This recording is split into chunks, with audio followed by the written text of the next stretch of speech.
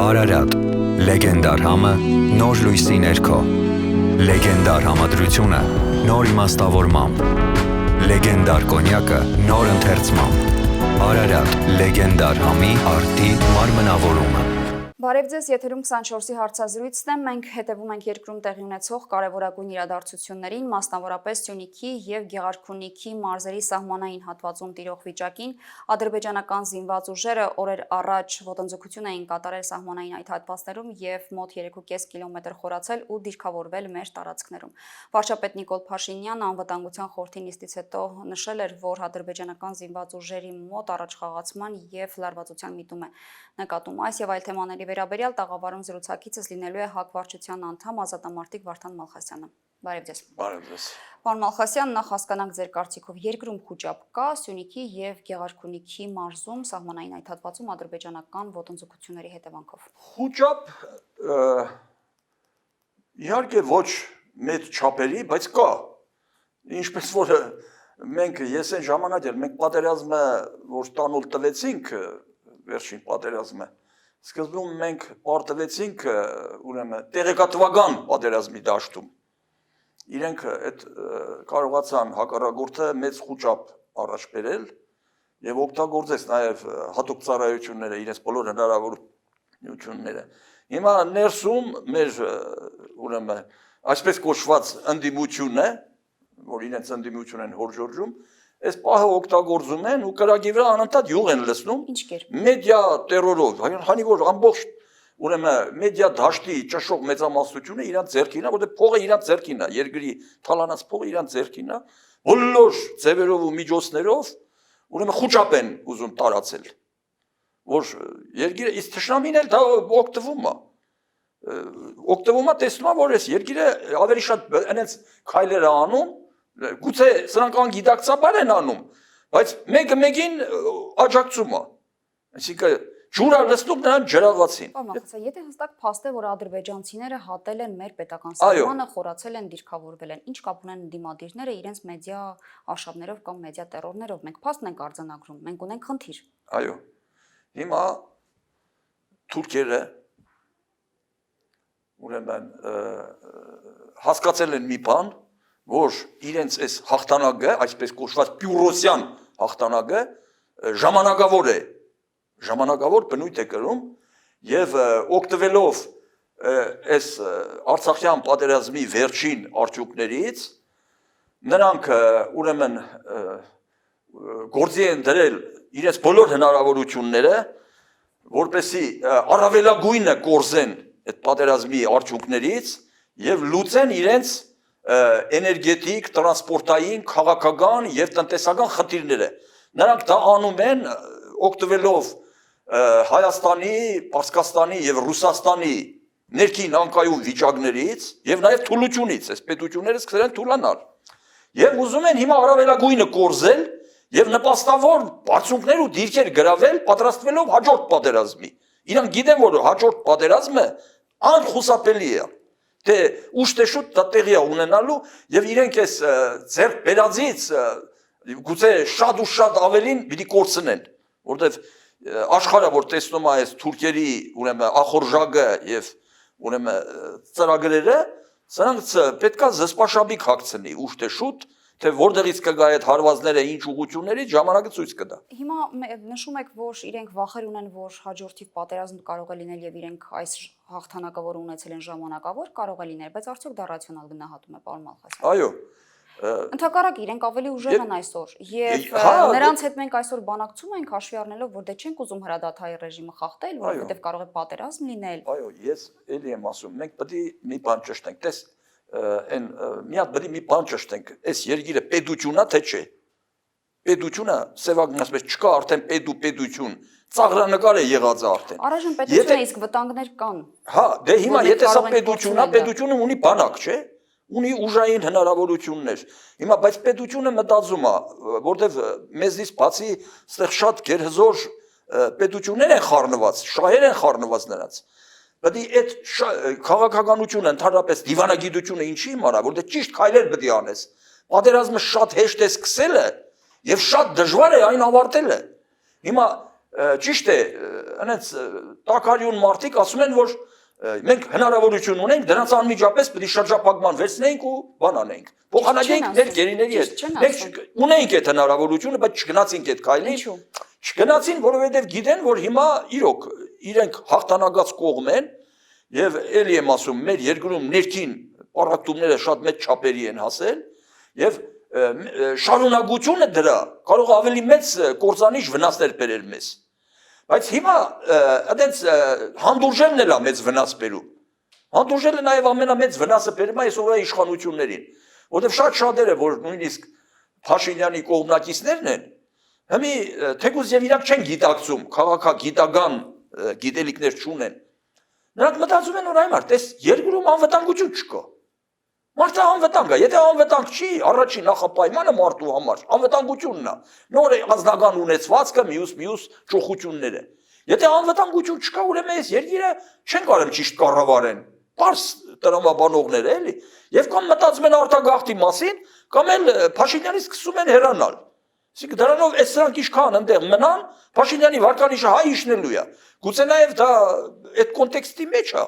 Եվ անընդհատ իշնելու է, որտեղ ընտրությանը հələ մի ամիս է մնացել, ես ճիշտ ասած հələ կասկածում եմ էլ, որ այդ մի ամսից հետո ընտրություն լինի, որտեղ եթե ասեն զարգացումներ լինեն, ով գիտի թե ինչ հետևանքներ կարող է տեղի ունենան, եւ այդ հետևանքների պայմաններում շատ հնարավոր է, որ հատուկ դրություն մտցնեն եւ ընդհանրապես չեղարկեն ընտրությունները։ Այսինքն շատ այս քայլերը մեկը մեկի հետո շատ անկախատեսելի այդ շախմատային քայլեր են։ Թե չէ, ասենք հա, 250 հոգու շատ հանգիստ կարելի է գերի վերցնել, նրանք կռիվ շարունակեին, բայց զարմանալիորեն այս խաղի մեջ չի խառնվում հիմա Թուրքիան։ Կարծում եք։ Չէ, Թուրքիան չի խառնվում։ Թուրքիան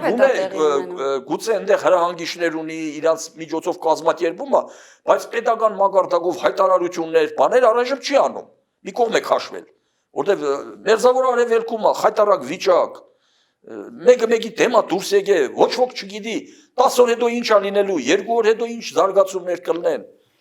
Դրա համար պետք է դիվանագիտության, մենք էլի եմ ասում, մենք առաջի այս վերջին պատերազմի ժամանակ պարտվեցինք նաև, որ մենք դիվանագիտություն չունեինք։ Դիվանագիտական աշխատանք միջև այդ չէր տարվել։ Պատերազմի ժամանակ ոչ մի երկիր մեր կողմից հանդես չեկավ, ոչ մի երկիր, այդ թվում Ռուսաստանը։ Վրաստանը նույնիսկ մեր դեմ դուրս եկավ։ Դա ինչի հետևած էր, որ մենք դիվանագիտություն չէինք ունեցել, որովհետև մինչև պատերազմը սկսելը պետք է դիվանագիտական ճիշտ քայլերի գնաս։ Եթե չգնացիր, էլի եմ ասում, պատերազմը սկսելը շատ հեշտ է,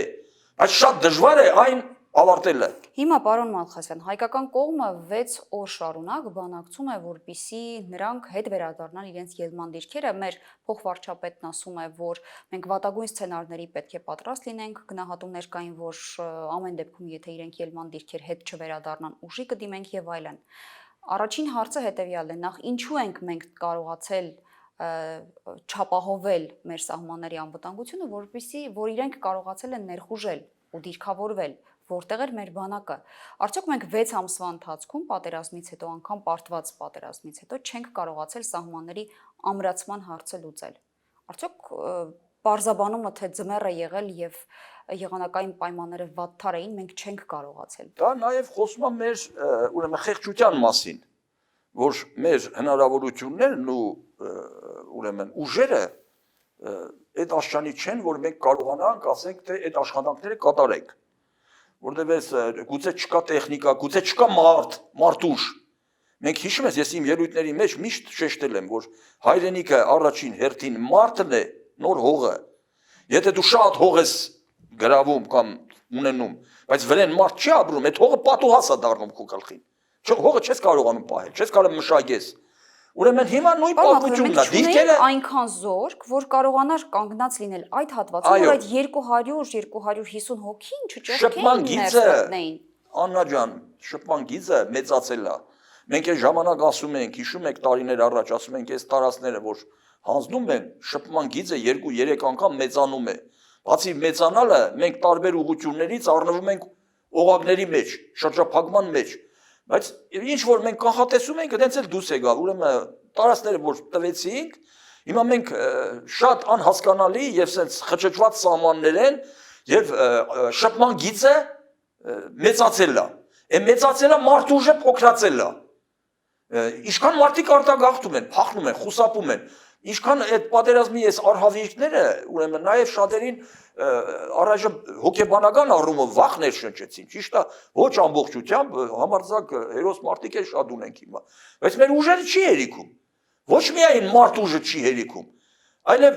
տնտեսական, ֆինանսական միջոցները չի հերիքում, որտեղ այս 21-րդ դարում գերհզոր տեխնիկա կա, չէ՞, ճապոնական էքսկավատորներ կան, եսիմ ինչ բաներ կային, կարան գործի տնեին, այդ գոնե խրամատներ փորեին, բայց դա չեն արել, որտեղ չունեին հնարը, ոչ թե չեն ուզել։ Հիմա չի թալանվում բանակը, ոնց որ առաջ էր թալանվում, բայց ինչ որ թալանել են, արդեն հետևանքները նոր մենք քաշեցինք։ Հիմա չունեն հնարավորություն։ Եթե ունենային, իհարկե կանեին։ Հիմա որը պիտի լինի հայկական կողմի քայլը։ Ի վերջո, եթե բանակցությունները արդյունք չեն տալիս, ի օգուտ մեզ եւ նրանք շարունակում են մնալ իրենց դիրքերում, որտեղ հիմա կան, ինչ է լինում։ Մենք պիտի ընկրկենք, ինչ պիտի անենք։ Ընկրկելը շատ սխալ է։ Ընկրկեցիր, եթե հանգարց մենք ընկրկեցինք, Թուրքիայի ախորժակը երբեք չի փակվի։ Բայց եթե չեն գնում, մենք էլ չենք ուզում ուժի միջոցով դա անել, ինչ է լինում։ Չէ, կարող է հասնի այդ պահը եւ շատ հեռու չի այդ պահը, որ ուժի միջոցով լուծվի խնդիրը։ Բայց առայժմ այս որ ասում են դիվանագիտական քայլեր, չէ՞, հայերը պայմանագիր ունեն ռուսների հետ, Լևոն Տեր-Պետրոսյանի օրոք է այդ պայմանագիրը։ Դիմել են արդեն։ Դա դիմեն, նորից պետք է դիմեն եւ պետք է վերջնականապես մենք հասկանանք այս հապ կոչվածը ընդհանրապես կառույց է, թե ուղղակի թղթի վրա գրված անիմաստ մի կազմակերպություն։ Հիմա ապշելու բանը ո՞րն է, որ ասենք այնտեղ թրկալեզու պետություններ կան Միջին Ասիայում, որ հապկի անդամ են։ Աբսուրդ է դառը, մենք դիմում ենք այդ թրկալեզու պետություններին, որ մեզ օգնեն։ Աբսուրդ բան է։ Այսինքն, եթե վերջնականապես մենք պետք է հասկանանք այս ուղղությունը, որ բռնել ենք դեպի Ռուսաստան, այս ուղղությունը մեզ ուրեմն առաջ տանում է, թե ձևականն է։ Հիմա ռուսները եկել են, ադրբեջանցիներն էլ իդեպ ասում են բողոքում են։ Ադրբեջանում են բողոքում են, ասում են, բանը Ղարաբաղը նորից մնացել է հայերի ձեռքը, Ղարաբաղը նույնիսկ պետականությունն է իր պաշտպանել։ Եվ արդյունքում ինչ է մնացել, ռուսները Ադրբեջանի մեջ են։ Լցվել են Ադրբեջան պետության մեջ, որպես խաղաղապահներ։ Հիմա բայց այդ խաղաղապահներից այս կողմն էլ է գործողություններ կատարվում։ Արդեն Հայաստանի տարածք են մտել, որի հետ կապված մենք պայմանագիր ունենք ռուսների հետ։ Հիմա պետք է այդ խնդիրը լուծվի։ Եթե ռուսները նաև այդ հապկն է փչանում, ռուսներն են խայտարակ լինում այս դեպքերի հետ կապված։ Իսկ Ֆրանսիան, ով մեզ առաջարկել էր ռազմական Այդ եմ ասում, հիմա ռուսներին մենք վերջնականապես հասկացնենք, ասենք, եթե դուք մեզ համարում եք ձեր եղբայրը, ձեր ռազմավարական գործընկերը, ուրեմն եթե դուք մեզ պիտի օգնեք, եթե չէ, այդ դեպքում մի խանգարեք մեզ, որ մենք դիմենք արևմտյան պետություններին։ Այդ դիվանագիտությունը հենց սա է, բաներ կա, որ մեզ համար այդպես ավելի բացահայտ ու հասկանալի չի։ Բայց գնում է այդ դիվանագիտական քայլերը, բայց այդ քայլերը սպառվեց, չի բացառվում նաև, որ հերու չէ իրականությունը, որ սկսեն այնտեղ գնդակոծել, Սյունիքի հատվածում, թե առհասարակ գնդակոծություններ լինեն, հերու չի, ամեն ինչ պրկված է։ Եվ գերի վերցնեն, եւ գնդակոծեն, եւ դրա հետևանքով նաև հատուկ դրություն մտցնեն եւ ընտրությունը չեղարկեն ընդհանրապես։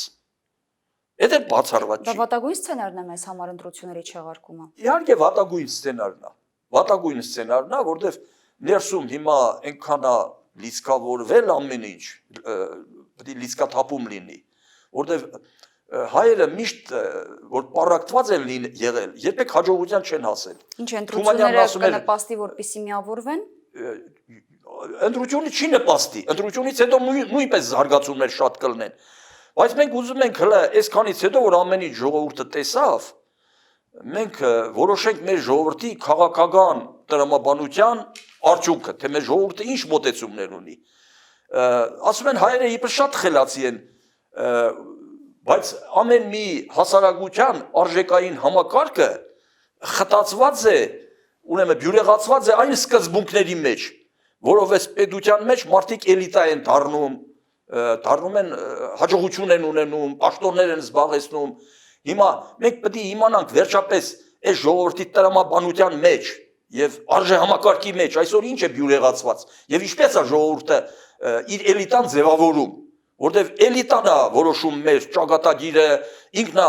քայլերը մեր որոշում, մեր առաջընթացի զարգացման չէ, դրա համար այս ընտրությունները թողնա ցույց տան, եթե ընտրությունը գնաց առանց կեղծիքի, առանց բռնությունների, արդար, մաքուր, թափանցիկ ընտրություններ եղան, պետք է բոլորս այդ ընտրության արդյունքները ընդունենք, որ մեր քաղաքական տրամաբանությունը սա է, կընտրեն նորից Նիկոլի, բարով վայելեք, կընտրեն Ծառուկյանին, բարով վայելեք, ուրեմն մնում է, որ ժողովրդի ուրեմն պետք է մակարդակը բարձրացնես։ Այս բանը մի անգամ էլ եմ ասել։ Այս օրինակը թող կրկնեմ էլի իմանան։ Մինչև հիմա Գերմանիայի դասագրքերում դպրոցում սովորեցնում են, ասում են, որ այդ պատերազմում Գերմանիան հազարապատիկ ավելի արհավիրքներ քաշեց, քան թե այսօր մենք ենք քաշել։ Դրա մեղավորը Հիտլերը չէր, Հիտլերը ոչ մի մեղք չունի։ Դրա մեղավորը այն ժամանակվա ժողովուրդն էր, որ այդ մոլագարին բերեց իշխանության։ Հիմա եթե մենք ճիշտ հաշվարկներ կատարող, ուրեմն կառավարիչներ ենք բերում, որոնք ունեն արժեհամակարգ, ունեն ազգային մտածելակերպ, որոնք ազնիվ են, որոնք պետական շահը բազմապատիկ անգամ բարձր են դասում իրենց անձնական շահից, ուրեմն մենք այս վիճակից դուրս կգանք։ Իսկ եթե հակառակը ձևավորեցինք, այդ էլիտա կոչվածը, ո՞նց է ձևավորվում մինչև հիմի, այդ սկզբունքները ո՞նց է բյուրեղացել։ Եթե հաջողություն ունենաս կամ պաշտոններ գրավես, անպայման պիտի դավաճանես սկզբունքներիդ, անպայման պիտի տիրապետես քզնանքի ու ստորության բոլոր նրբությունները, գովես անարժան տգետ բարքերին եւ քեզ յուրային կհամարեն պաշտոններ կտան։ Այդ դեպքում մենք խեղված արժեհամակարգ ենք ձևավորում, դրա համար մեր պետությունը չի զարգանում։ Թումանյանն ինչ էր ասում, ասում էր ուրիշ ճանապարհ չկա, հաստատ ներսից է լինելու մեր փրկությունը, որովհետև ներսից ենք մենք փչացած ենք ներսից։ Եթե ներսի այս փչացածությունը մենք բուժենք, մաքրենք, արտաքին ուժերը մեր համար շատ արտաքին խնդիրները շատ հեշտ մենք կլուծենք։ Հասկանալի է, անցնելով ընտրությունների թեմային արդեն Լևոն Տեր-Պետրոսյանը ամենայն հավանականությամբ կարող է մասնակցել այս ընտրություններին ուղղակով եւ չի բացառվում ըստ մամուլի տեղեկությունների, որ հենց նա կգլխավորի այդ ցուցակը։ Ինչ կփոխի ընտրությունների տրամաբանության մեջ նաեւ առաջին նախագահի մասնակցությունը։ Երկրորդը կա, երրորդը կա, գործող իշխանությունը մասնակցում է։ Առաջին նախագահի կերպարը ուրեմն նախ մեր պատմության մեջ մնացել է որպես հաղթողի կերպար։ Ուրեմն Զորի Բալայանը, որ ժամանակին միշտ դաժան քննադատությունների է ենթարկել Լևոն Տեր-Պետրոսյանին, վերջերս հայտարարեց, ասես Լևոն Տեր-Պետրոսյանը պատմության մեջ կմնա որպես հաղթանակած նախագահ եւ իր կանխատեսումները պատմության մեջ կմնան որպես հավերժական ճշմարտություն։ Բայց քանի որ իր մոտեցումները, իր ուրեմն խոսքերը շատ ուրեմն դասական են եւ քաղաքագիտական են, դա ժողովրդի մի ճշշող մեծամասնությանը անհասկանալի է, իսկ ինչ որ քեզ անհասկանալի է, միշտ դու դրան չես ընդունում, բացի չընդունելը սկսում ես հայոյել։ Դու կարծում ես ես Լևոն Տեր-Պետրոսյանը, որ այս մոտեցումները առաջ քաշեց, մինչև առաջ քաշելը չգիտեր, որ ինքը պետք է ուրեմն լուտանքների ու հայոյանքների արժանանա։ Սերժ Սարգսյանի եւ Քոչարյանի առաջարկներից։ Բայց նա ուրեմն դա արեց, ասում են, չէ, ասում քաղաքականությունը նաև գիտություն է եւ հնարավորինի արվեստն է։ Այդ գիտության մեջ մարդիկ 10 տարի սովորում են, հələ այդ գիտության գաղտնիքները չեն հասկանում, որովհետեւ քաղաքականությունը շատ մութ ցալքեր ունի, դա մարդկային գործնեության ամենապարտ, ամենահասկանալի, ես կասեի ամենափչացած, բայց նաև ամենակարևոր ասպարեզն է։ Քաղաքականության մեջ ուրեմն հանգամանորեն մշակված եւ ճիշտ քայլերը, ուրեմն անշտապ համառությունն ու ճիշտ քայլերը իզորու են խորտակել ամենաբարբարոս ուժերին։ Հիմա ինքը քայլ արե, չեն հասկանում ժողովուրդը, չի հասկանում, որովհետև ժողովրդի խելքը չի հերիքում, որ հասկանա այս ինչա։ Հասկացողները կան են, հասկացողները բան են անում։ Սերժ Սարգսյանն ու Քոչարյանն էլ չէին հասկանում, իհարկե չեն հասկանում։ Սերժ Սարգսյանին ու Քոչարյանի բերել ես համեմատում ես Լևոնի, ուրեմն քաղաքական գիտելիքներ ունեցող, պաշար ունեցող մարդու։ Չենք համեմատում, պարոն Մալխասյան, բայց փաստն այն է, որ Տեր-Պետրոսյանը պատրաստ էր նրանց հետ որոշակի ճանապարհ անցնելու չհաշված իր տարաձայնությունները։ Նա բոլորովին նրանց հետ չէր գործակցելու, էլի եմ ասում։ Սա ուրեմն ինքը քայլ արեց ուրեմն սրանց բացահայտելու համար եւ սրանց Լևոն Սարգսյանին եւ Քոչարյանին։ ինքը ինչ էր ասում Լևոնը դու ախր Լևոնի ամեն մի տողատագում եղածներն էլ ուշադիր նայեք ամեն մի նախադասությունը բառը նայեք ինքը ասում է որ հները ասպարեզից թող դուրս գան այդ թվում ես էլ դուրս գամ ինքն էլ հետը դուրս գա եւ Նիկոլն էլ դուրս գա բոլորը մաքրվեն դուրս գան ուրեմն մենք ձևավորենք տեխնոկրատ մարդկանց մի հատ կառավարություն որը պարտադիր չի թե ինչ կուսակցությունից, հա, թող դրանք կան նոր էջից, այս երկիրը մաքրեն, դզեն։ Հիմա ինչ բացահայտեց։ Տեր Պետրոսյանը ինչ բացահայտեց։ Ասում եք Քոչարյանին եւ Սերժ Սարգսյանին փորձեց բացահայտել։ Ինչ բացահայտեց։ Բացահայտեց նախ, որ Քոչարյանը քաղաքական գործիչ չէ, Քոչարյանի մոտ անձնական շահը հազարապատիկ կարևոր է պետական շահից։ Եվ Քոչարյանը ուղղակի ուզում է Փաշինյանից վրեժ լուծել։ Ինչի համար։ Վրեժ լուծել, որտեղ Փաշինյանը իբր թե իրան կալանավորելա, չգիտեմ ինչքան ժամանակով նստեց, այս պատմությունները, որ եկավ գլխին, ինչպես որ Փաշինյանը Քոչարյանին։ Հա, իրան, բայց մի абսուրդ է։ Իրան ներկայությամբ Քոչարյանը նաև օգնում է Փաշինյանին, որտեղ Քոչարյանի նկատմամբ որ ծայրահեղ ատելությունը ձևավորվի։ Փաշինյանից նեղացածները, երբ ուզում են որ ուրիշ ուժերի կողմ գնային, մի նորից հետ են տանում Փաշինյան, երբ որ տեսնում են Քոչարյանին։ Հասկանում եք ինչը։ Իսկ Սերժ Սարգսյանն էլ բանը ուղղակի հանրապետական կուսակցությունը, որ իբր թե ժամանակին Շարմազանովը հայտարարում էր, որ 250,000 անդամ ունի, բայց ասեղը կբավե Փուչիկին, Փուչիկը ծագվեց իջավ, մի պարզվում է, որ այդ 250,000 անդամ ունեցողները 55,000 ձայն չեն կարող բերեն, որ անցնեն խորհրդարան։ Абսուրդ է, սա արդեն իրանց բաները, ստախոսություններն է բացահայտվել, ինքը ուզում է իբր թե անցնի ազգային ժողով, որ ցույց տա, որ այդ կուսակցությունը ամբողջությամբ չի մեռել, հələ գոյություն ունի։ Այսինքն կուսակցության անդամների, տոմս ունեցողների 25%-ը կարող է իրան ձայն տա, բայց դրա էլ չեն կարողանում ձեռք բերել։ Հիմա Տեր Պետրոսյանը ասում է, որ եթե Փաշինյանը կամ Քոչարյանը վերընտրվեն, մենք աշխարհի մոտ խայտառակ ենք լինելու։ Ինչի մասին է խոսքը։ Ինչով ենք խայտառակ լինելու։ Դրանով ենք ինքը այդ իմաստով է ասում, որ Փաշինյանի շուրջը հավաքված այն որ ասում եմ էլիտան չի կարողանում լուծել մեր խնդիրները։ Անվտանգության խնդիրը առաջինը չի կարողանում լուծել։ Մյուս խնդիրները, ասենք թե ասում են իբր թե սրանք թալանչի չեն։ Հա, ենթադրենք թալանչի չեն, շատ լավ թալանչի չեն։ Հա, չնայած հիմա էլ լավ էլ տեղեկություններ են առնում, որ միջին օղակներում կաշառքով խնդիրներ է լուծվում։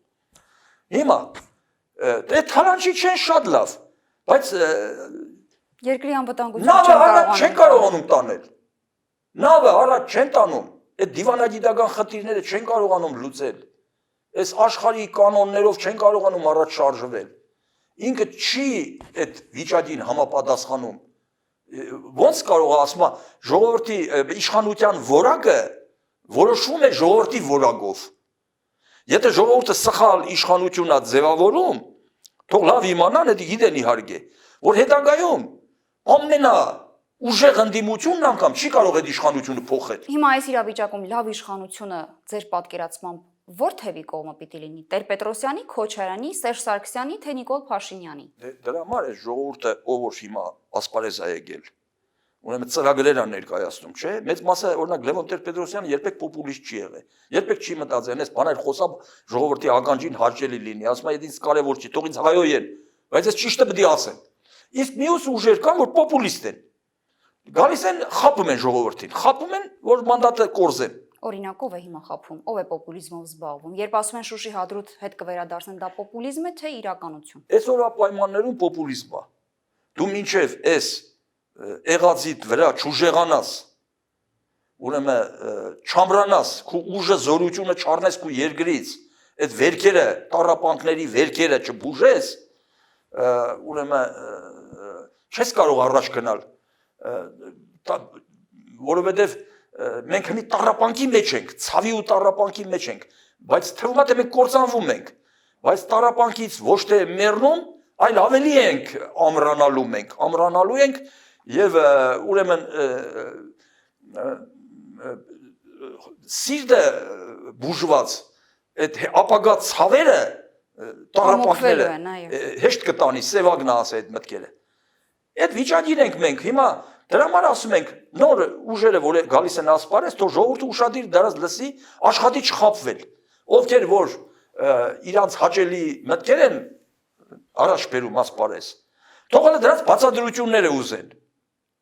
Տեսնեն այդ մտքերը իրատեսական են, թե էլի հերթական անգամ ստախոսությամբ են զբաղված, որ ժողովրդի քվեն կորզեն եւ հետո ժողովրդին դարձնեն իրենց ստրուգը։ Եթե ճիշտ ուժի ընտրեց, ասում եմ, ճիշտ էլիտա ձևավորեց ժողովուրդը եւ ժողովուրդը դրան ընդունեց, հավատաց, սիրեց, տես այս իշխանությունը նոր որ եկավ, ժողովուրդը շատ սիրեց նրանց։ Բայց հետո տեսավ, որ իր